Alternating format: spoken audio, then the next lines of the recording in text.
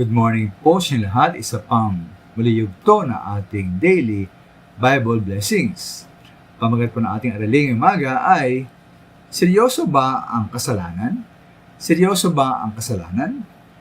Maminaman, ano bang dapat seryosohin ang kasalanan? Maraming mga ibang tao maminamahal, ito po hindi sinseryoso kasalanan. Dahil di naman sila agad pinaparusahan ng ating Diyos. Marami naman ang gumagawa at tila para bang kalakaran na rin.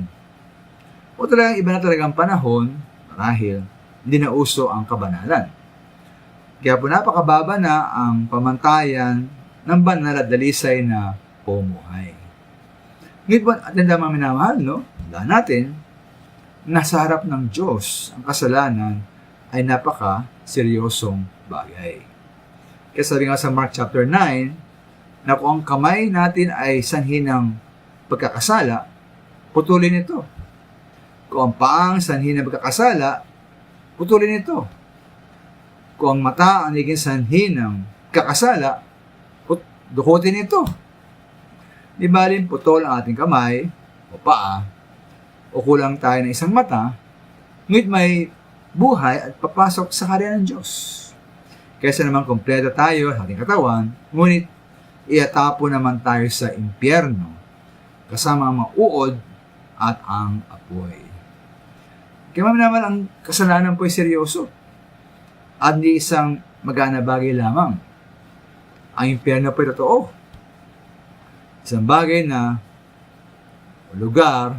isang lugar ng paghihirap. At wala naman nawa po sa ating buhay, nawa ang magtulak sa atin patungo sa impyerno. Sa halip atin pong tanggapin, nawa ang buhay na walang hanggan. Kung tayo ba itong makisya ng mga minamahal, nawa tumugon tayo sa kasalanan sa radikal at mahusay na paraan. Atin mo alisin anumang masamang impluensya, kinagawian, o tukso sa ating buhay. At kapag atin po inalis ang mga ito, huwag nang babalikan pa upang hindi tayo magkasala o muling magkasala. E nga po sa unang 1:3-9, ang tinanggap ng Diyos bilang anak niya ay hindi nagpapatuloy sa pagkakasala, sapagkat natili sa kanya ang buhay na galing sa Diyos. At dahil po ang Diyos ang Ama niya, hindi siya maaring magpatuloy sa pagkakasala. Nang tayo tunay na Kristiyano, tayo nagpapatuloy pa rin sa kasalanan. Maraming salamat po.